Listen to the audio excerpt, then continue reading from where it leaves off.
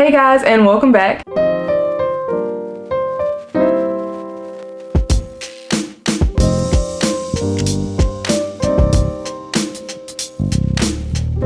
So today I just wanted to share a quick dream that I had last night and a little bit of revelation that came out of it. So last night I had this dream where I entered this large mansion, and when you got on the inside, the interior was so grandiose. It looked like one right out of the movies, like an old time movie. I mean, it had these reddish burgundy velvet floors and these long hallways. It was just very, very elegant. That's just basically the first couple of things that comes to my mind when I'm thinking about it. So as I'm just marveling at the interior of this mansion, I start to see a lot of familiar faces of people from my past and people from the present and just other creatives in the same creative space as myself. And as I'm seeing a lot of faces, I'm looking around like, okay, what are all these people doing here? Is there something going on tonight? As I have this question within myself, someone walks up to me and they were like, we're putting on a play tonight and you're in it. And I'm like, you're doing what?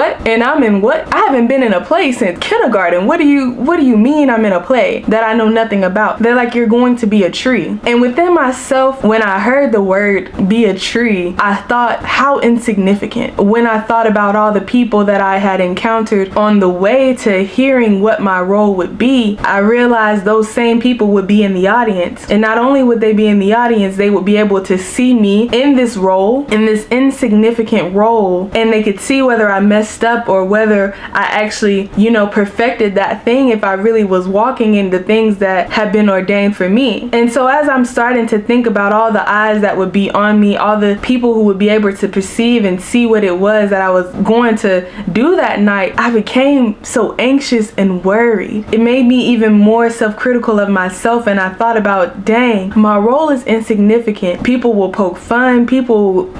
My mind became a battlefield. And it was a lot of this going on in my ears, even though there was no one there, and it was really me against my mind, or the thoughts that the enemy was sending into my mind. And this plagued me so much that I ended up running off to the bathroom. When I ran off to the bathroom, it was an even more massive bathroom that had multiple stalls in there. I mean, it was pristine. It was so clean. And as I ran into the bathroom, I ran to one of the stalls like closest to the wall and kind of secluded, and I locked the door and I sat there and I cradled myself on the toilet. Like, I had my clothes on, like just sitting on top of the toilet, cradling myself. In that moment, I realized I was being a slave to my thoughts, thoughts that were not my own, and to the perception of people and so many other outside factors other than God. And as I'm sitting there just battling in my mind, another creative walks to the door and they're speaking so many words of encouragement, and I couldn't even hear the words of encouragement out of the own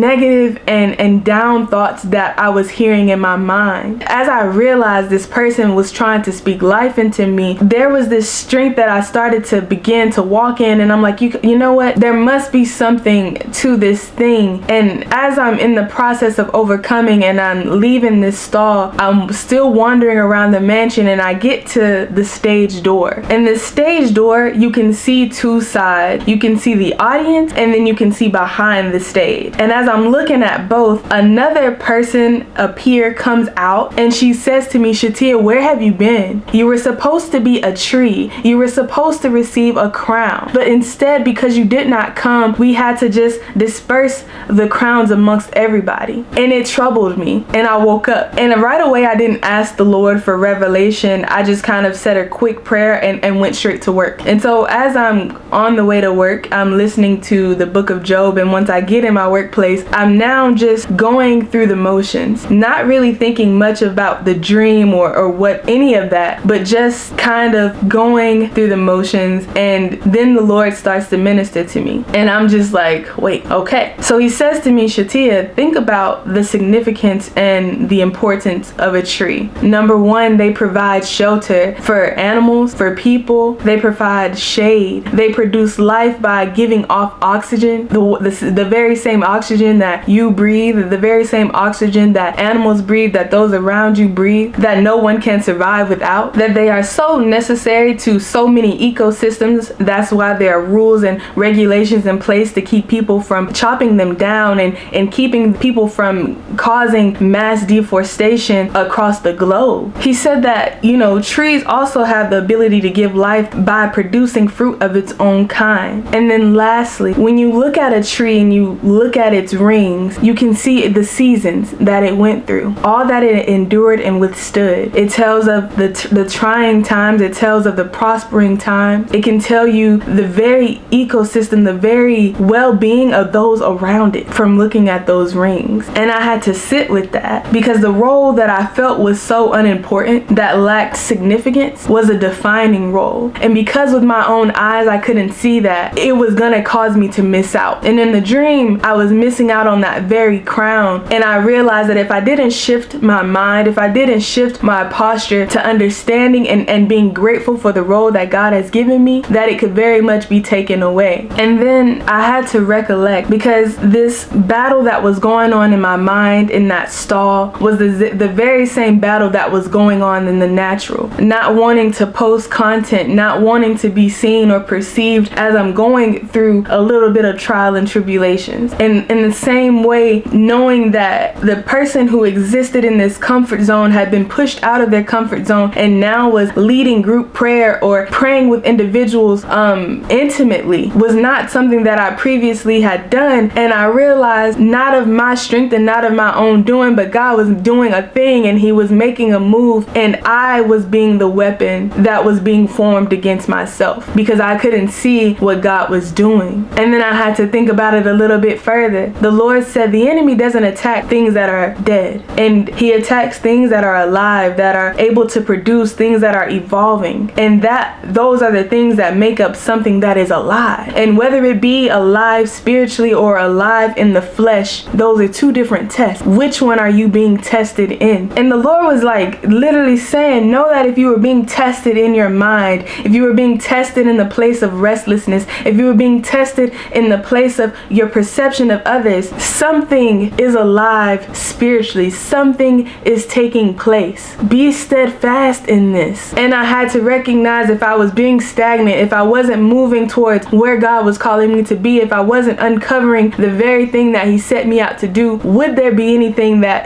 a weapon that would be formed against me? If there wasn't a tree that was going to be grown out of this, would there be an attack? And I say this to say that I don't know what exactly you're battling with, or what decisions you're holding off on making, or what you're procrastinating about, but I know one thing: the Lord has made a purpose for you, and we have to see the beauty in it. If the Lord has ordained it, if he has given us this thing, that there is significance in it. It doesn't matter what people think, what people may see, or the assumptions that they might make about what it is the Lord has called us to do, but having trust and having faith in him, that he will be glorified out of it, that it is not us that is seeking to be praised by men, but it is God getting the glory in this. That's the beauty in what it is that we're called to do. And I had to sit with that, because sometimes you can see other people's gifts and you can see the Lord walking with someone else mightily and get in your head and think, Lord, when will it be my turn? Lord, how long? And as that spirit of ungratefulness was like just festering and wrestling with me, I began longing for things that I had gave away years ago. And all of this was just an attack on the very path that I was now confident in, the purpose and identity that I had now, been established in. In the tree that's being planted, the roots were being attacked. And I had to go into my prayer closet, seek God about it, and come out like this. Come out bold and unafraid of everything else that is going on around me, and know that if God has ordained a thing, the only person really capable of standing in your way is you. Get out of the way and let the Lord move. Let him use you. And that's something I had to tell myself today. And so I'm thinking, if the Lord is saying this to me, who else is going through this very thing? And so I just want to say, whatever your role may be, there is beauty in it. Everything we do, the roles that we play, the positions that we are fulfilling, exist to glorify God. Let us be content with that, and not what the appearance would look like before men. But alas, may Jesus be glorified. And that's all I have for today.